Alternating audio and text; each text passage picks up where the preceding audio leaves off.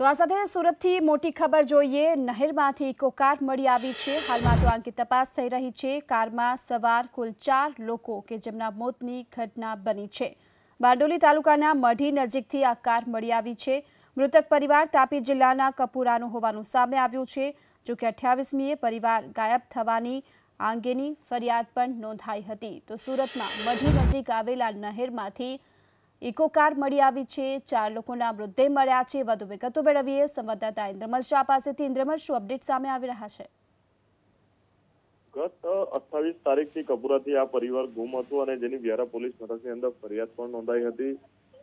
કહી શકાય કે કેનાલની અંદર હાલ 67 દિવસ બાદ પાણી ડેમમાંથી છોડવામાં આવ્યા છે અને કેનાલની અંદર ફૂલ પાણી હતા। જોકે 15 તારીખથી કેનાલ બંધ થઈ છે અને જે પાણી છે તે વિસરી રહ્યા છે કેનાલમાંથી। ત્યારે ઇકો કાર છે તે દેખાઈ આવી છે।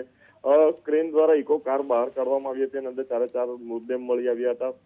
જે નંબર ઇકો કારનો હતો તેના પરથી જણાવ્યું છે કે આ કાર કપુરાની હતી ને જે ફરિયાદ નોંધાઈ હતી તેમના મૃતદેહ છે। પણ કુલ કેટલા લોકો કારમાં હતા, કઈ રીતે કાર નહેરમાં ખાબકી એ પોલીસ માટે હાલ તપાસનો વિષય છે।